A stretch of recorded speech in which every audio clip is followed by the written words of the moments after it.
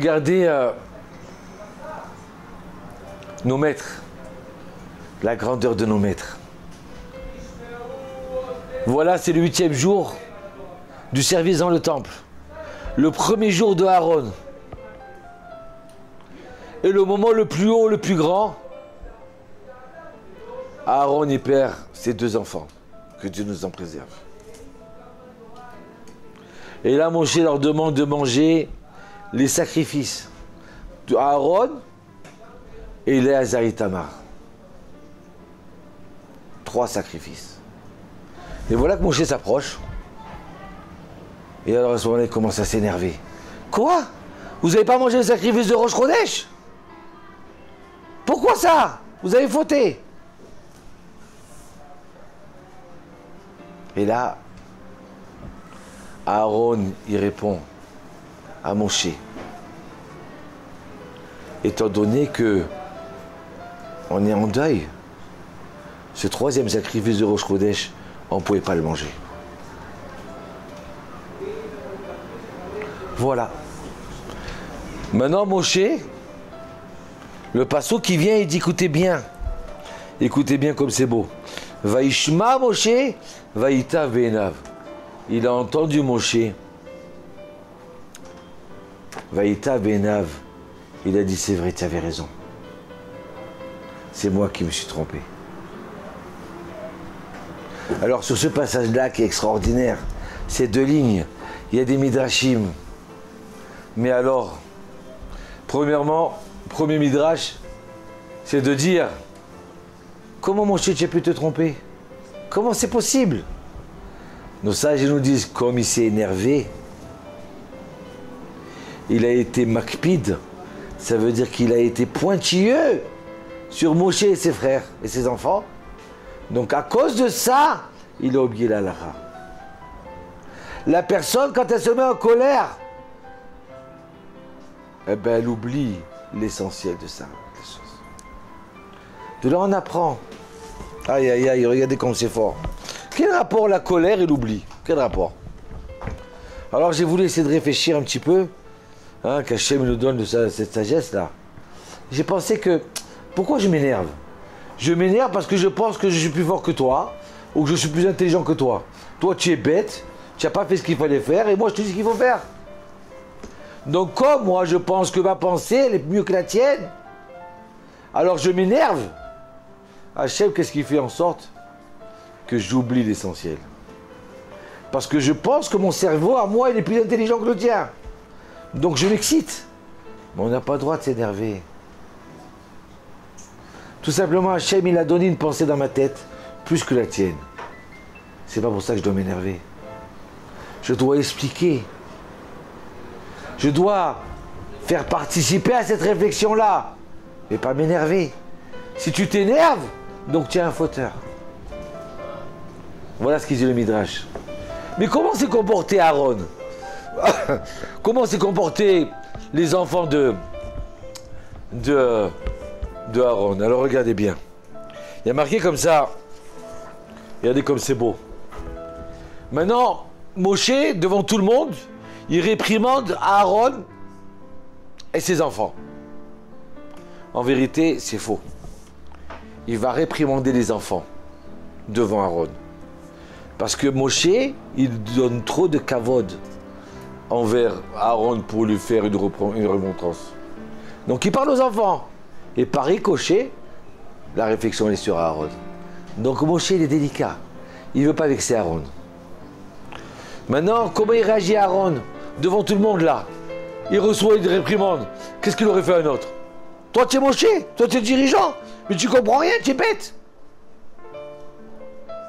Le Midrash, il vient, il nous dit que Moshe Rabbeinu, Aaron, il a pris Moshe, il a sorti de la pièce. Il a mis de côté. Et là, quand il a mis de côté, il lui dit, mon cher maître Moshe, alors que c'est son petit frère. C'est comme ça et comme ça la loi. Et là, Moshe, il entend et dit, ah oui, tu as raison, mon frère. Ouais, tu as raison. Tu as raison. Regardez la grandeur, la différence entre eux et nous. Aaron, il ne voulait pas faire honte à Moshe. Il a pris de côté, il l'a mis dans une pièce à part pour lui dire « Excuse-moi, mais peut-être que c'est comme ça qu'il a dit Hachem. » « Ah oui, bien sûr, c'est comme ça. Oui, tu avais raison, mon frère. » Et comme ça, il n'y a pas de dispute. Combien de fois on entend des disputes dans les maisons parce qu'on ne sait pas où celui qui s'est énervé et l'autre, comment il a réagi. Aïe, aïe, aïe, aïe, aïe, regardez ça. Le Midrash, il dit comme ça, Shiva Dvarim Bagolem, il y a 7 personnes, 7 choses chez les idiots, chez l'idiot. Et 7 choses chez le Chacham, le sage. Le sage, il ne parle pas et il ne coupe pas la parole tant que l'autre n'a pas terminé. Aaron, alors qu'il savait la réponse, il aurait pu dire à Moshe, arrête, arrête, arrête, t'es là, passé, je vais te répondre. Non, il a laissé dans la continuité de Moshe. Une fois qu'il a terminé par les Moshe, alors à ce moment il a pris de côté et il lui a répondu. Ça, c'est la grandeur de Aaron, du sage. Deuxième chose, les enfants. Nos sages ils nous disent le fait que Aaron, Éléazar et Itamar, ils savaient la réponse aussi, puisqu'ils n'ont pas mangé. Mais ils n'ont pas voulu répondre. Ils n'ont pas voulu répondre en cavode avec leur papa, parce que il est plus âgé qu'eux. C'est leur papa, c'est leur maître. Donc tu es devant ton papa, écrase-toi, tais-toi. Tu n'as rien à dire. On te demande de parler, parle. On ne te demande pas de parler, eh ben tais-toi. Ça, c'est une famille qui est unie. Ça, c'est une famille qui est ordonnée. Ça, c'est où chacun est à sa place. Et deuxième raison, ils n'ont pas voulu répondre à Moshe. C'est pas eux à parler. Nos sages, ils nous disent, écoutez bien comme c'est merveilleux ça. Jusqu'à maintenant, Dieu, il parlait à Moshe. Et Moshe, il parlait à Aaron. Et après, la Torah était transmise au peuple d'Israël. À partir de ce moment-là, il y a marqué comme ça. Vaïdaber Adonai el Moshe vel Aaron les morts et les M. Et voici, Dieu, il a dit à Moshe et à Aaron de leur parler devant eux. Parlez aux bénis Israël, parlez aux hommes d'Israël. Ça veut dire quoi? Ça veut dire quoi?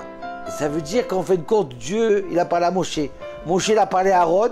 Il a parlé à maintenant, spécialement un cours spécial que pour Itamar et Éléazar. Et maintenant, Itamar et Éléazar, ils vont faire partie du chauffard. Ça veut dire que maintenant, eux aussi vont enseigner la Torah que Dieu a donnée.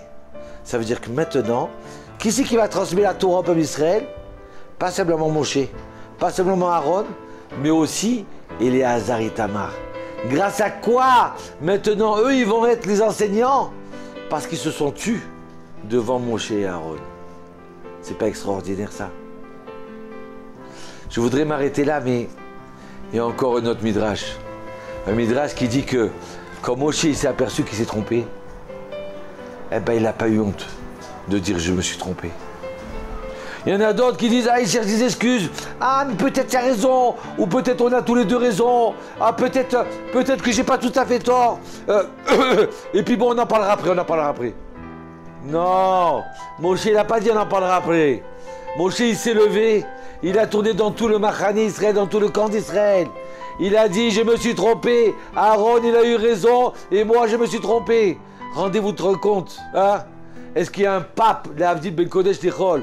Est-ce qu'il y a le Premier ministre, ou un président, ou un Obama, ou un autre, qui va courir partout pour dire je me suis trompé?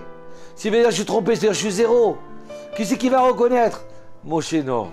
Moshe, il tourne dans tout le camp, il n'a pas honte de dire je me suis trompé. Et c'est Aaron qui avait raison. C'est ça nos chefs, c'est ça nos hommes de la Torah. C'est des gens qui recherchent la vérité et qui n'ont pas honte de dire j'ai tort.